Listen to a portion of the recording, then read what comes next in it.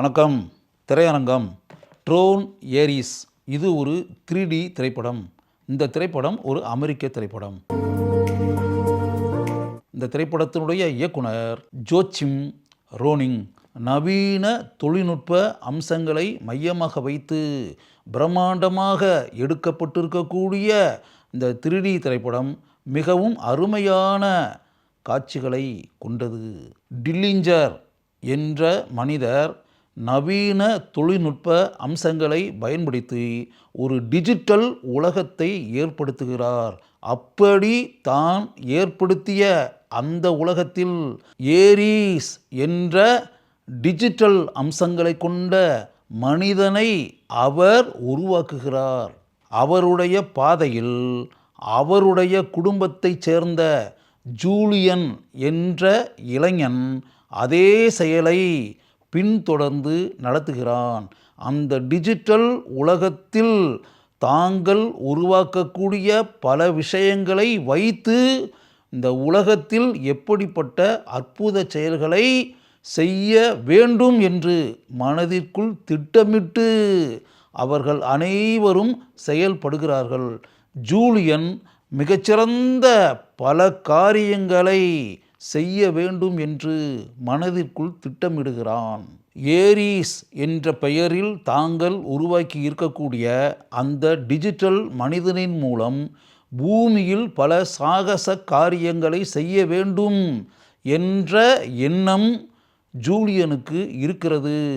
ஆனால் அதற்கு பின்னால் இருக்கக்கூடிய ஒரு உண்மை என்ன என்றால், அவர்கள் எந்த காரியத்தை செய்தாலும் டிஜிட்டல் வடிவத்தில் அவை இருப்பதால் 29 நிமிடங்களுக்கு மட்டுமே அந்த காரியங்கள் பூமியில் நிலை பெற்று நிற்கும். அதற்கு பிறகு அவை அழிந்துவிடும், காணாமல் போய்விடும். இப்படிப்பட்ட நிலை இருப்பது நல்லதா? அப்படிப்பட்ட நிலையில் அவர்களுக்கு எதிராக இருக்கக்கூடிய வேறொரு நிறுவனத்தில் இருக்கக்கூடிய ஈவ் என்ற பெண் பல ஆராய்ச்சிகளை செய்து அவர்களே ஆச்சரியப்படக்கூடிய அளவிற்கு மிகப்பெரிய கண்டுபிடிப்புகளை கண்டுபிடிக்கிறாள். அதன் மூலம் 29 நிமிடங்களில் பூமியில் அழிந்துவிடும் என்ற நிலையை மாற்றி, அப்படி கண்டுபிடிக்கக்கூடிய அனைத்து விஷயங்களும் நிரந்தரமாக பூமியில் இருக்கக்கூடிய அளவிற்கு அவள் ஒரு மிகப்பெரிய கண்டுபிடிப்பை கண்டுபிடிக்கிறாள். அதை தெரிந்து கொள்ள நேரும் ஜூலியன் டில்லிஞ்சர் கடுமையான அதிர்ச்சிக்கு ஆளாகிறான்.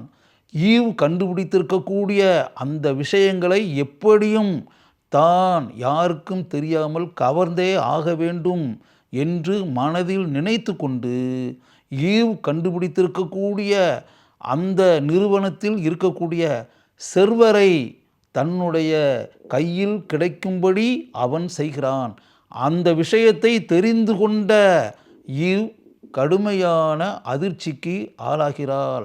அப்போது டிஜிட்டல் மனிதனாக படைக்கப்பட்ட ஏரிஸ் ஒரு தீவிரமான ஆலோசனையில் இறங்குகிறான். எப்படிப்பட்ட அயோக்கியத்தனமான செயல்களையும் செய்வதற்கு அஞ்சாமல் இருக்கக்கூடிய ஜூலியன் டில்லிஞ்சர் பக்கம் நிற்பதா, அல்லது மக்களுக்காக இந்த கண்டுபிடிப்புகளின் மூலம் சேவை செய்ய வேண்டும், இந்த காரியங்களின் மூலம் பூமியில் இருக்கக்கூடிய மனிதர்களுக்கு மிகப்பெரிய உதவிகளை செய்ய வேண்டும் என்று மனதில் நினைத்திருக்கக்கூடிய ஈவ் பக்கம் நிற்பதா என்ற நிலை ஏரிஸுக்கு உண்டாகிறது.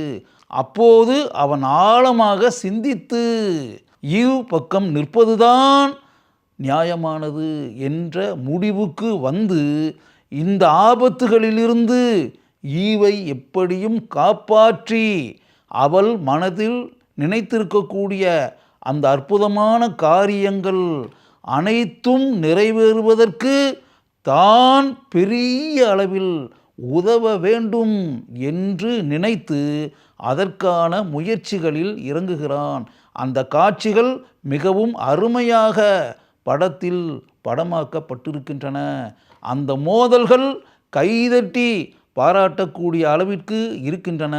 டிஜிட்டல் உலகத்தில் இருக்கக்கூடிய அந்த சம்பவங்கள் மிகவும் அற்புதமாக விஎஃப்எக்ஸ் காட்சிகளின் மூலம் படமாக்கப்பட்டிருக்கின்றன. அதில் வரக்கூடிய மோதல்கள், சண்டைகள், விரட்டல்கள் அனைத்தையும் பார்ப்பது என்பதே படத்தை பார்த்து கொண்டிருக்கக்கூடிய நமக்கு ஒரு அருமையான ஸ்வீட் எக்ஸ்பீரியன்ஸ் என்றே கூறலாம்.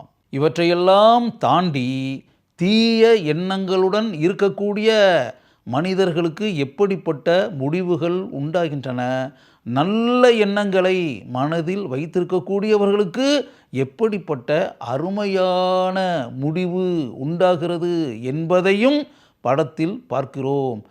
ஈவ் கதாபாத்திரத்தின் மீது நமக்கு அளவற்ற மதிப்பு உண்டாகிறது. ஏரிஸ் கதாபாத்திரத்தின் மீது நமக்கு அளவற்ற மதிப்பும் மரியாதையும் உண்டாகிறது. ஜாரட் லிட்டோ இவர்தான் ஏரிஸ் கதாபாத்திரத்தில் நடித்திருப்பவர். படம் முழுக்க இயல்பாக நடித்து நம்முடைய நற்சான்றிதழை இவர் பெறுகிறார். மிகவும் அற்புதமாக இவர் மோதல்கள் நடைபெறக்கூடிய காட்சிகளில் தன்னுடைய திறமைகளை வெளிப்படுத்தி இருக்கிறார். கிரேட்டா லீ இவர்தான் ஈவ் கதாபாத்திரத்தில் நடித்திருக்கக்கூடிய நடிகை. படம் முழுக்க இவருடைய அனுபவ நடிப்பை அனைத்து காட்சிகளிலும் நம்மால் காண முடிகிறது. இவான் பீட்டர்ஸ் இவர்தான் ஜூலியன் டில்லிஞ்சர் கதாபாத்திரத்தில் நடித்திருப்பவர். ஆக்ரோஷமான கதாபாத்திரம் அது.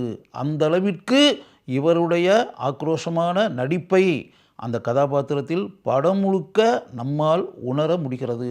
டேவிட் ஜிஜிலியோ இவர்தான் இந்த திரைப்படத்தினுடைய கதையை எழுதியிருப்பவர். ஒரு மாறுபட்ட கதையை உருவாக்கியதற்காக இவரை நாம் பாராட்டலாம். ஜெஸ்ஸி விகுடோவ் இவர்தான் இந்த திரைப்படத்தினுடைய திரைக்கதையை அமைத்திருப்பவர். மிகவும் சீராக இந்த திரைப்படத்தினுடைய திரைக்கதை அமைக்கப்பட்டிருக்கிறது. 9 இன்ச் நெயில்ஸ் என்ற நிறுவனம் இந்த திரைப்படத்திற்கான இசையமைப்பை செய்திருக்கிறது. ஒரு கவித்துவத்தன்மை இருக்கக்கூடிய அளவிற்கு படம் முழுக்க இசை இருக்கிறது. பின்னணி இசையை நாம் கட்டாயம் பாராட்ட வேண்டும். ஜெஃப் கிரானன்வெத் இவர்தான் இந்த திரைப்படத்தினுடைய ஒளிப்பதிவாளர். டிஜிட்டல் உலகத்தில் நடைபெறக்கூடிய பல சம்பவங்களை மையமாக வைத்து எடுக்கப்பட்டிருக்கக்கூடிய நவீன தொழில்நுட்ப அம்சங்கள் நிறைந்திருக்கக்கூடிய திரைப்படம் இது. இதில் எந்த அளவிற்கு இந்த சினிமாட்டோகிராஃபர் தன்னுடைய திறமையை வெளிப்படுத்தி இருக்கிறார் என்பதை அனைத்து காட்சிகளிலும் நம்மால் காண முடிகிறது. டைலர் நெல்சன் இவர்தான் இந்த திரைப்படத்தினுடைய படத்தொகுப்பாளர். சிறிது கூட சோர்வு உண்டாகாத அளவிற்கு இவருடைய படத்தொகுப்பு படம் முழுக்க இருக்கிறது. அதற்காகவே நாம் இவரை பாராட்டலாம். ஏஐ காட்சிகள் நிறைந்திருக்கக்கூடிய இந்த திரைப்படத்தை Walt Disney studio motion pictures நிறுவனம் உலகமெங்கும் திரைக்கு கொண்டு வந்திருக்கிறது. இந்த திரைப்படத்தில் இடம்பெற்றிருக்கக்கூடிய விஎஃப்எக்ஸ் காட்சிகள் பாராட்டக்கூடிய அளவிற்கு இருக்கின்றன என்பதே உண்மை. ஏராளமான ஏஐ காட்சிகளை கொண்ட விஎஃப்எக்ஸ் காட்சிகளை கொண்ட 3D பாணியில் எடுக்கப்பட்டிருக்கக்கூடிய ட்ரோன் ஏரிஸ் என்ற இந்த திரைப்படத்தை பார்ப்பது என்பது ஒரு சுகமான அனுபவம். அப்படிப்பட்ட அனுபவம் உங்களுக்கு கிடைக்க வேண்டும் என்றால் இந்த திரைப்படத்தை ஒரு முறை பாருங்கள்.